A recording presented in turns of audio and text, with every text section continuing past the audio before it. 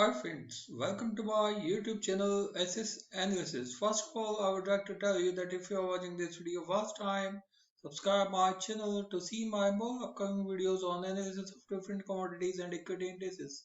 And second important thing is to watch this video till its end to understand this solely to take your decision. Your one like will motivate me to be regular and working more hard for you. So let us start the day to analyze the movements of S&P 500 futures in different time frames. So friends, here you can see a weekly chart of S&P 500 futures where you can see how the S&P 500 futures have tested a lifetime high at 3989 on March 18th. But since then we have seen a sharp downward move in S&P 500 futures during the last week when the S&P 500 futures tested the levels of 3840 and once again a sharp recovery was seen during the last week. So therefore I find that the formation of an exhaustive candle during the last week in a weekly time frame looks evident enough for continuation of bearish pressure in the S&P 500 futures during the upcoming week. So friends, here I find that if the S&P 500 futures are not able to hold above the immediate support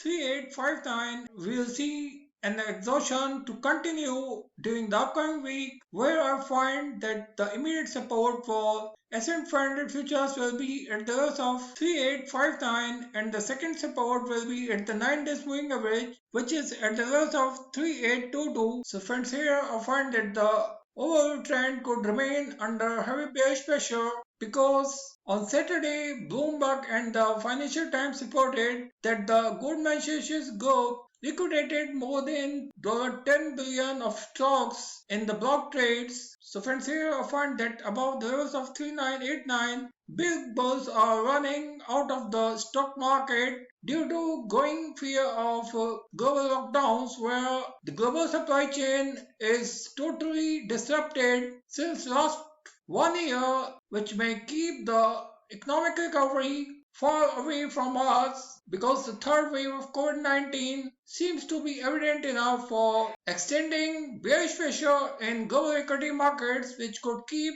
the S&P 500 futures under heavy bearish pressure, where I find that the S&P 500 futures could break the immediate support. So friends, here I find that if the S&P 500 futures are not able to defend the immediate support of 3860 during the upcoming week, we'll see this fall to continue where some bounce back can be seen from the 9 days moving average. Friends, here I find that if the S&P 500 futures are not able to defend the second support of 9 days moving average, which is at the levels of 3822, we'll see the S&P 500 futures to slide more downward towards the levels of 3671 during the upcoming week. So friends, here I find that the S&P 500 futures could test the major support of 26 days moving average, which is currently at the levels of 3659 during the upcoming week. But on the other hand, if the S&P 500 futures try to break the immediate resistance at the levels of 3968,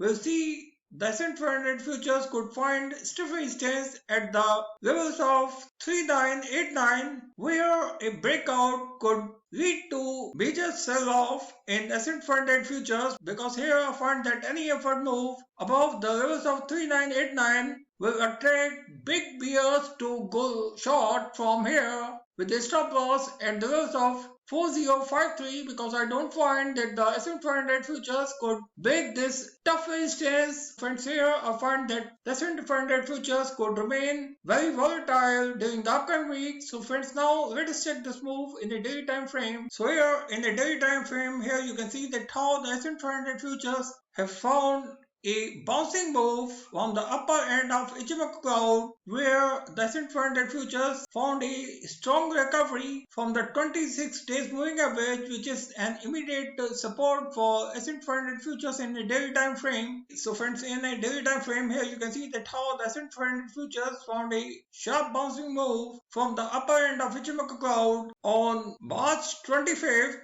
And this uptrend continued on last Friday, where the S&P 500 futures started the day with an opening at 3907 and tested an high at 3968 and a low at 3900 and finally closed the day at 3964. So friends, here I find that if the S&P 500 futures start the upcoming week with a gap down opening below the levels of 3935, we could see a sharp downward move once again back up to the upper end of Ichimoku cloud, where a breakdown below this level could push the S&P 500 futures to test the lower end of Ichimoku cloud, which is at the levels of 3778 during the upcoming week. So friends, here I find that if the S&P 500 futures find a gap up opening on the first trading session of the coming week, I find that the immediate resistance for S&P 500 futures will be at the levels of 3989, and the second resistance will be at the levels of 4048. So here I find that the levels of 3050 seems to be a tough resistance for S&P 500 futures,